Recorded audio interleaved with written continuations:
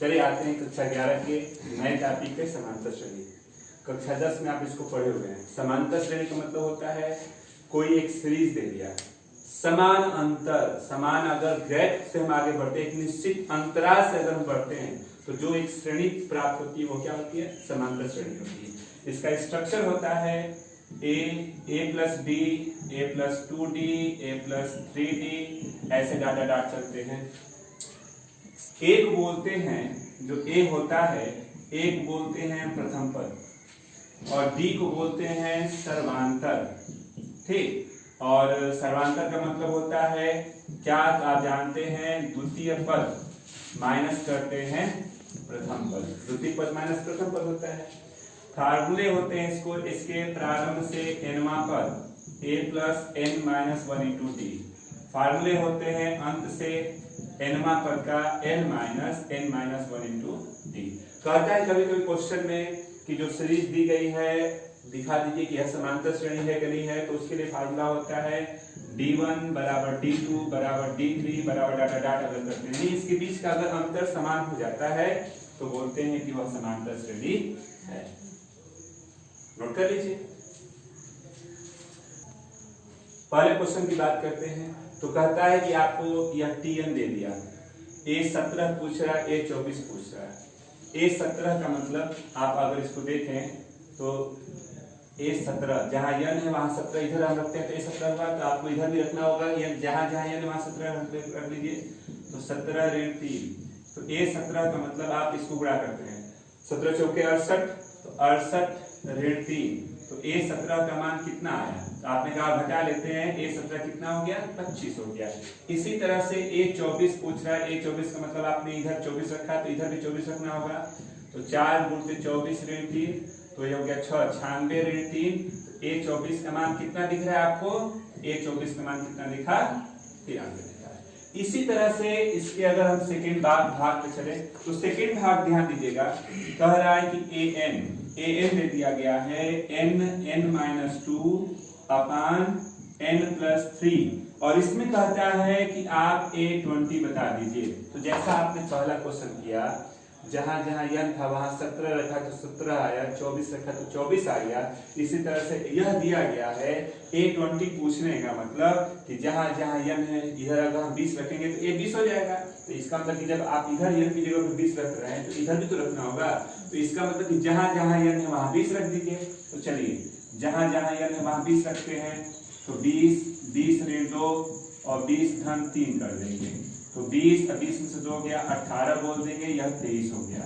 तो यह A20 है। A20 की जगह पे देखिए कटने वाला तो कुछ है नहीं, 18 दुना के 36, 360 बटा में 23 कर सकते हैं। आप ऐसे ही छोड़ दीजिए, ये है आंसर। नोट कर सकते हैं। इसी के सी भाग पे आप इसको देखिए, an दे दिया इतना, A9 पूछ रहा है।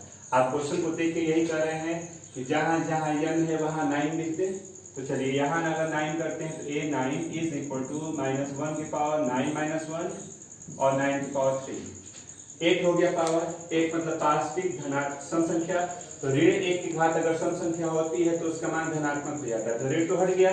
तो A9 इज इक्वल टू 9 गुणित 9 गुणित 9 3 बार, तो चलिए गुणा कर लेते हैं। 9 81, 81 9 729, तो इसका गुणा किया तो इसका रिजल्ट कितना आ गया? 729 आ गया। चलते हैं इसी तरह से इसके डी भाग पे।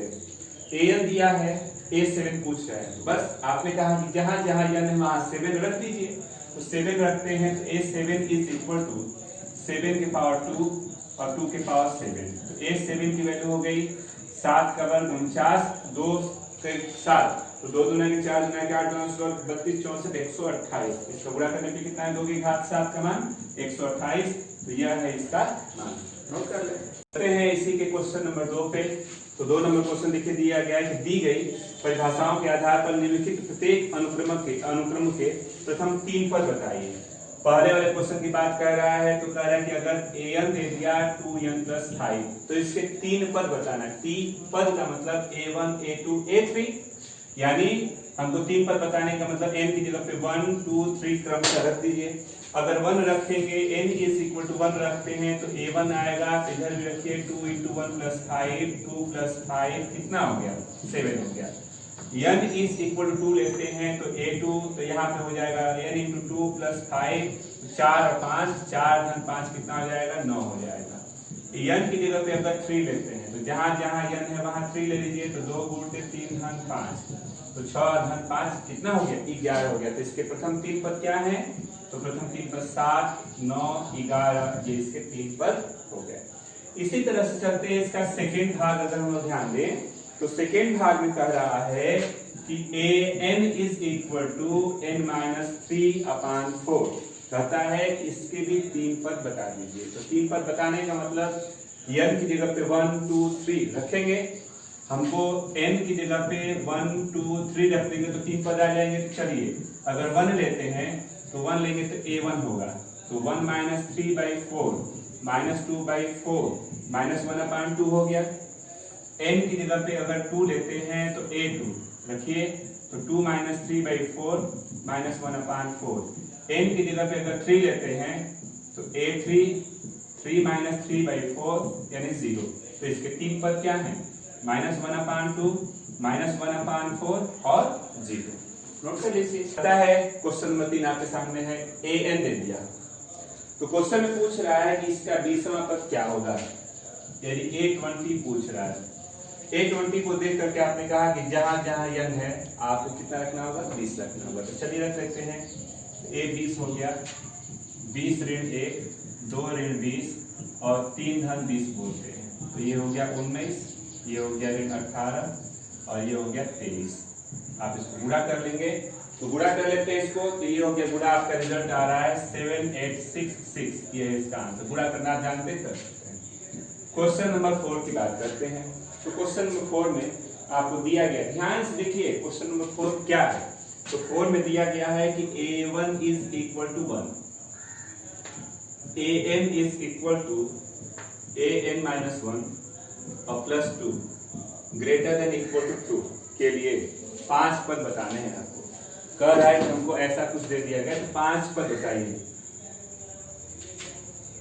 ग्रेटर देन इक्वल टू यानी n का मान 2 या 2 से बड़ा रखना है।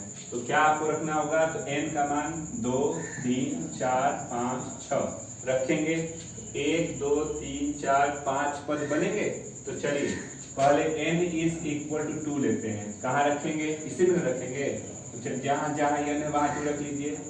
तो a2 माइनस 1 और 2 a2 माइनस 1 का मतलब a1 प्लस 2 और a1 की वैल्यू दी गई ऊपर कितना 1 तो 1 प्लस 2 कितना हो गया 3 हो गया। इसी तरह से n इज इक्वल टू 3 लेते हैं इसी में 3 रखना है तो a3 minus 1 plus 2 a2 plus 2 अभी आपने निकाला है a2 की वैल्यू 3 तो यहाँ रखेंगे कितना 3 प्लस 2 5। फिर इसी तरह से n इज इक्वल टू 4 लेते हैं इसी में रखेंगे n इज इक्वल टू 4 तो a4 माइनस 1 प्लस 2 यानी a3 प्लस 2 a3 की वैल्यू अभी ऊपर निकाला कितना 5 तो 5 प्लस 2 कितना हो गया 7। n इज इक्वल टू 5 लेते हैं इसी में रखिए तो a5 minus 1 plus 2 a4 plus 2 a4 की वैल्यू अभी ऊपर निकाला गया है 7 प्लस 2 यानी 9।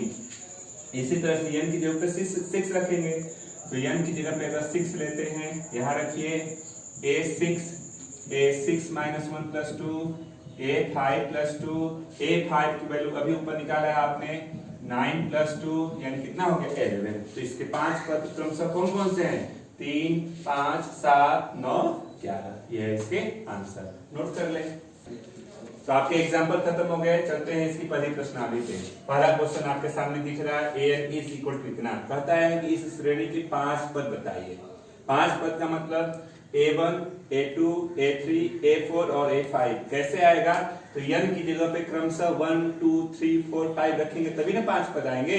तो आपने कहा कि n की जगह पे 1 2 3 4 5 लेना है। तो चलिए पहले n की जगह पे अगर 1 लेते हैं तो रखिए इसी क्वेश्चन पे रखेंगे a1 तो 3 into 1 plus 1 upon 5 तो 3 plus 1 upon 5 ये 4 upon 5 हो गया।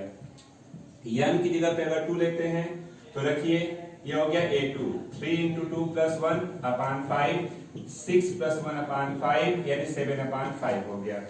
इसी तरह से n की जगह पे अगर 3 लेते हैं रखिए, तो यहाँ हो गया a3, 3 into 3 plus 1 upon 5, 9 और 1 10 upon 5। इसी तरह से n की जगह पे अगर 4 रहते हैं तो a4 रखिए, तो ये हो गया 3 into 4 plus 1 upon 5, तो 12 और 1 हो जाएगा। इसी तरह से n की जगह पे अगर 5 लेते हैं तो a5, तो 3 into 5 plus 1 upon 5, तो कितना हो गया ये। तो आपके पास ये क्रमशः 5 पद हो गया, 4/5, 7/5, 10/5, 13/5 और 16/5। इसी तरह से इसके सेकेंड भाग की अगर हम लोग बात करें तो सेकेंड वाले में आपको दिया गया है an is equal to n minus 1 and n plus 1। इसमें भी वही कह रहा है कि 5 पद बता दीजिए। 5 पद का मतलब a1, a2, a3, a4, a5, यानी हम क्रमशः n की जगह पे 1, 2, 3, 4, 5 रखना चाहेंगे। अगर हम 1 रखते हैं, n की जगह पे अगर 1 लेते हैं तो a1 होगा ना, रखिए यहाँ, तो 1 minus 1 upon 1 plus 1, यानी कुल मिला के 0/2 0 हो गया। n की जगह पे अगर 2 लेते हैं तो a2 रखिए, तो 2 minus 1 2 plus 1 1/3 हो गया। n की जगह पे 3 लेते हैं तो ये a3, तो यहाँ पे हो जाएगा 3 minus 1 3 plus 1 2/4 कर सकते हैं। n की जगह पे 4 लेते हैं तो a4 4 minus 1 4 plus 1 3/5 बोल सकते हैं।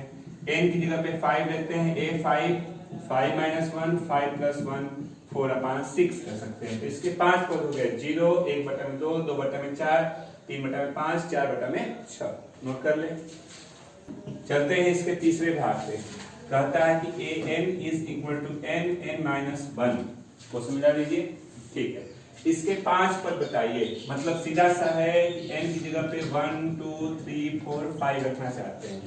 अगर n is equal to 1 लेते हैं रखिए, तो a1 1 minus 1 यानी 0। n की जगह पे 2 लेते हैं तो a2 रखिए, तो 2 minus 1 यानी 2। ठीक, अगर n की जगह पे 3 लेते हैं तो a3 रखिए इसमें, तो 3 minus 1, तो 3 into 2 यानी कि 6 होगा। अगर हम इसी तरह से n की जगह पे 4 लेते हैं तो a4 रखिए इसमें, 4 minus 1, तो 4 into 3 यानी कि 12 होगा। अगर n की जगह पे 5 लेते हैं तो a5 रखिए इसमें, 5 minus 1, तो 5 into 4 कितना हो गया 20। तो इसके 5 पद हो गए, 0 2 6 12 और 20। इसी तरह से बात करते हैं क्वेश्चन नंबर 4 पे। 4 नंबर आपको दिया गया है क्या, तो 4 नंबर आप अगर ध्यान देते हैं तो 4 नंबर में दिया गया है an is equal to -1 की पावर n और n स्क्वायर। ऐसे कहता है कि इसके भी आप 5 पद बता दीजिए। तो वही सेम पैटर्न 1 2 3 4 और 5 n की जगह पे रखना चाहते हैं। अगर n की जगह पे आप 1 लेते हैं तो यह a1 होगा, -1 के पावर 1 का स्क्वायर, ऋण 1 के घात विषम होता है तो ऋण होता है, 1 का वर्ग 1 होगा, ऋण 1 हो गया। n की जगह पे 2 लेते हैं तो a2 -1 के पावर 2 2 के पावर 2, तो ये सम है तो माइनस माइनस प्लस हो गया, यानी 4 हो गया। n की जगह पे 3 लेते हैं तो a3 -1 के पावर 3 और 3 के पावर 2, विषम है तो ऋण रहेगा, 3 के घात 2 यानी 9। n की जगह पे 4 लेते हैं तो a4 -1 के पावर 4 के पावर 2, ये सम है तो प्लस में हो गया और 4 के घात 2 यानी 16 हो गया। n की जगह पे 5 लेते हैं तो a5 ऋण 1 के घात 5 और 5 के घात 2, विषम घात है तो ऋण रहेगा, ऋण 5 की घात 2 मतलब 25। तो 5 पद क्या हो गए, ऋण 1 4 ऋण 9 16 और ऋण 25, इसके 5 पद हैं। नोट कर लीजिए आप। 5वें क्वेश्चन की, तो 5वें में कह रहा है कि an की जगह पे 3 के पावर n दे दिया है, यही है। कहता है इसके 5 पद बता दीजिए। तो जनरली आसान सा हो गया, 5 पद का मतलब n की जगह पे 1 2 3 4 5 लेना चाहेंगे। अगर n की जगह पे अगर हम 1 लेते हैं 1, तो यह a1 होगा, a1 का मतलब 3 के पावर 1 यानी 3। अगर n की जगह पे 2 लेते हैं तो a2 तो 3 के पावर 2 यानी 9। n की जगह पे 3 लेते हैं तो a3 यहाँ 3 के पावर 3 यानी कि 27। n की जगह पे 4 ले लीजिए तो a4 3 के पावर 4 81 हो गया। n की जगह पे 5 लेते हैं तो a5 3 के घात 5 मतलब कितना 243 हो जाएगा, ये है इसका आंसर। बात करते हैं इसी तरह से क्वेश्चन नंबर 6 की। 6 नंबर में आप देखिए कह रहा है कि an is equal to n+1 n square upon दिया गया है आपको 3। कहता है कि इसके भी 5 पद बता दीजिए। तो जनरली आसान सा तरीका है, वही n की जगह पे 1 2 3 4 और 5 रखना चाहेंगे। अगर n की जगह पे 1 लेते हैं, रखिए इसमें 1, तो a1 1+1 1 का स्क्वायर 3, तो 2 1 3 2/3 कर सकते हैं, ठीक ना। n की जगह पे अगर हम 2 लेते हैं तो a2 रखिए, तो 2+1 2 का स्क्वायर बाई 3। आपने कहा ये 3 हो गया, ये 4 हो गया, 3 2 करेंगे 3 चौके 12, तो यहाँ पे हो गया 12/3 यानी कितना 4 हो गया। n की जगह पे अगर हम 3 लेते हैं तो a3, तो यहाँ 3 धन 1 3 का वर्ग 3 1 कट गया 3, ये 4 हो गया, 4 3 12 कर सकते हैं। इसी तरह से n की जगह पे अगर हम 4 लेते हैं तो a4 हो गया, 4 धन 1 4 का वर्ग और 3, तो देखिए ये 5 हो गया, ये 4 का 16 16 5 80 80 में आप 3 कर सकते हैं। n की जगह पे 5 लेते हैं तो a5 5 धन 1 5 का वर्ग और 3, तो 5 1 6 6 3 से कटा दिया 2 हो गया, और ये हो गया 25 गुना के 50, तो इसके 5 पद हो गए 2/3 4 12 80/3 और 50, ये इसके क्रमशः 5 पद हो गए। नोट कर ले आप। चलिए कुछ क्वेश्चन आपको दिख रहे हैं जो सिमिलर हैं, हम नोट करते हैं, बताते हैं क्या करना है। कह रहा है कि an n+2। 8 नंबर की बात करते हैं तो an n+1। 9 नंबर की बात किया जाए n 2 के पावर n। 10 नंबर की बात किया जाए तो an is equal to 2n-3/6, ठीक ना। एक लास्ट क्वेश्चन है, आप 10 तक ही देखना इसमें। सुन लीजिए क्या करना है, इन चारों क्वेश्चन में सभी के 5 पद बताने हैं। सुन लीजिए ध्यान से, आपको करना खुद है, ये चारों होमवर्क आपको दिया जा रहा है। ये चारों क्वेश्चन में सभी के 5 पद बताने हैं। 5 पद का मतलब a1 a2 a3 a4 a5। जैसे आपने उपरोक्त क्वेश्चन में आपने हल किया है, n की जगह पे क्रमशः 1 2 3 4 5 रखेंगे, तो इसके 5 पद आएंगे, इसके भी आएंगे, इसके भी आएंगे, इसके भी आएंगे, तो वही रखने के बाद जो रिजल्ट आता है आपका आंसर हो गया। तो कर सकते हैं। तो ये 4 क्वेश्चन आपको होमवर्क है, आप क्वेश्चन को नोट करें।